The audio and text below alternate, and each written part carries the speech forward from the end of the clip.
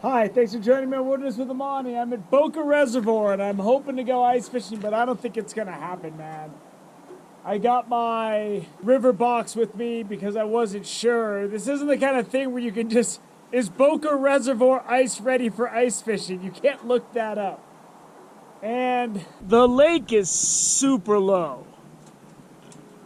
And there's ice covering it, but it doesn't look very thick. I'm gonna go walk down there and look.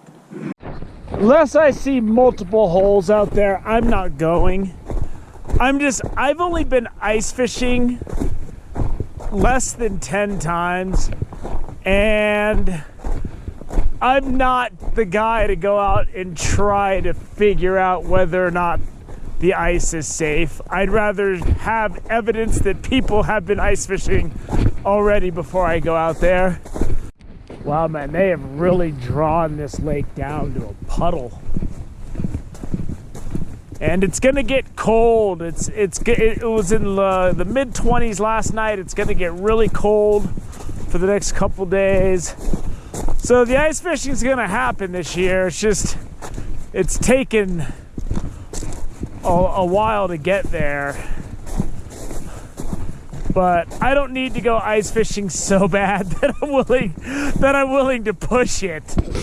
The coyote running across the snow on the other side. He just stopped to look at me. There he goes. He's right below the brown. He's running up to the trees right there. Little rascal. I can get a line through that crack in the ice real easy. And then I'd have to fight the fish out under there. I'm gonna get my rod and I'm gonna try to cast out in this for a minute and see what it looks like. So I'm only gonna give this an hour or two, and then I'm probably gonna go try to get into some river fishing. Cause this is a bust. But I'm so incredibly stubborn seeing that 2 foot wide stretch of open water. I'm gonna try to get into it. And I got a bobber that I might try, and then one on the bottom. And I'm gonna have to use one of my ice fishing rods, and then I have my river rod. So, is this gonna work? Probably not. Am I gonna try? You bet your life I am. So first I'm gonna try to get this power bait in here. This reel was full of line. I could get more range. I'm just using a small split shot. You don't want a lot of moving parts when you're trying to throw it into a little crack like this. But I got that in there. I got a short leader. And then I got a bobber here that I'm gonna throw out there with a piece of a night crawler on it. This is not gonna go on for very long. But I'm gonna see. I gotta see. Because the ice is on the water, the fish are gonna be cruising in tight. I'm gonna try to put a bobber with the short leader on it and get it out farther. And just let my line go over the ice, and then we'll see what happens from there. So I have this cockamamie. So I have this horrible plan to try to break up some of the ice. And then I'm going to use my net to try to push the ice farther down the channel.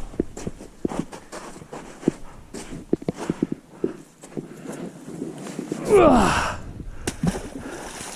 And I'm not sure how good this is gonna work. Now I'm gonna try to row your boat this ice down the channel a little bit. I should break this off right here. Give myself more landing room. And then of course I'm gonna have to wait a little bit for this to clear up. It'll give me a little bit bigger of a target. If I can just push this up, all that ice down into that wide opening, I can put my bobber right here and I have a little bit more space. So it's probably gonna take about 15-20 minutes for this commotion to go away, because I just made a lot of commotion. I gotta try to get this bobber right there. Drag it in. Got it. Okay. So I got a bobber in, and I got a power bait in. Really shallow, and we're gonna see if I can make this work. I didn't put a split shot on the bobber because it's too hard to control. So I wanted to make the hole farther so I had more open water close. One thing's for sure, that bobber and my power bait are out plenty deep for how cold it is. There's gonna be fish cruising right through here probably. So let's see, man. I don't know. My plan to break up the ice might not have been so great. I probably could have just made more room right here. But I mean, what are we talking about here? I'm fishing in a crack in the ice on the shore, so how good can it be? Got something nail my power bait. You tighten the drag on this cheap thing. It feels like a pretty good fish. There it is. There it is. This ain't your usual trout fishing, but you watch my channel long enough, you know. It ain't always usual with me. Let me get this net ready. He whacked that power bait. That was like barely even in there. It's a nice rainbow too. There it is. Oh, that is some good eating right there. Woo! All right. All right.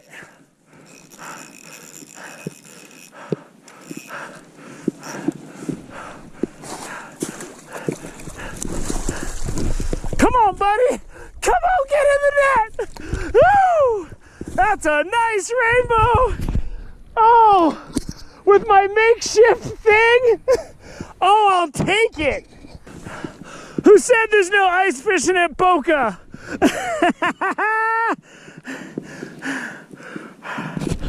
So I got a couple loose ice chips here, so I'm rowing this current down this crack.